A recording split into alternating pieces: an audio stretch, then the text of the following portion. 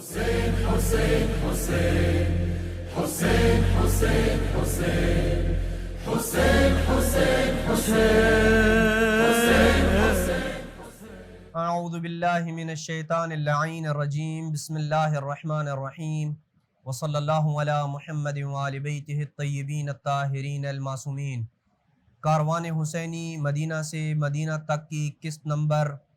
49 کے ساتھ بارگاہ ملکوتی امیر المومنین صلوات اللہ وسلامہ علیہ سے مومنین کرام کی خدمت میں حاضر ہوں۔ سلسلہ گفتگو مکہ اور کربلا کے درمیان ان منازل کے متعلق ہے جہاں پہ سید الشہداء نے قیام کیا اور مختلف شخصیات کے ساتھ گفتگو کی۔ منزل ذو حسن پہ امام کا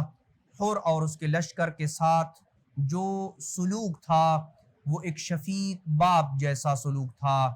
کیونکہ امام کا ہدف انہیں حق کو ہدایت کی دعوت دینا تھا۔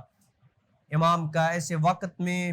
لشکر ابن زیاد کو پانی سے سیراب کرنا، جبکہ خود انہیں پانی کی انتہائی ضرورت تھی، انسانیت پہ رحمت الہی کی ایک انتہائی نمایاں تجلی کا مظہر تھا، اور ان کے سوئے ہوئے ضمیروں کو بیدار کرنے کی ایک کوشش تھی کہ جس ہستی کے مقابلے میں تم برسرے جنگ ہو وہ تمہارے حیوانوں پہ بھی مہربان ہے۔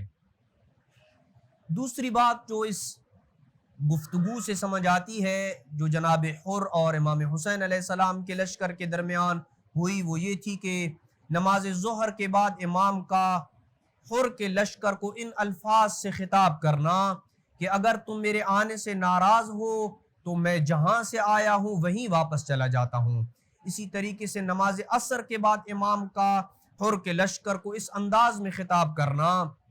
اگر تم ہمیں ناپسند کرتے ہو اور ہمارے حق کا اقرار نہیں رکھتے اور اس رائے کے خلاف ہو جو تمہارے خطوط اور قاصدوں کے بیانات سے ظاہر ہو رہی تھی تو میں واپس چلا جاؤں گا۔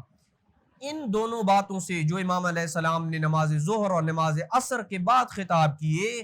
ان دونوں خطابات سے امام کا مقصد اپنی عالمگیر تحریک سے دستبردار نہیں ہونا تھا، بلکہ حر کے ہاتھوں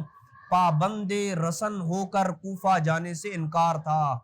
اور مقصد یہ تھا کہ میں اپنی مقدس تحریک کا رستہ کوفہ سے بدل کر کسی اور طرف کر لوں گا، چاہے مجھے مکہ جانا پڑے، چاہے مجھے مدینہ واپس جانا پڑے، چاہے مجھے یمن کا رخ کرنا پڑے، میں کر لوں گا، لیکن کسی صورت میں یزید جیسی کی بیعت نہیں کروں گا۔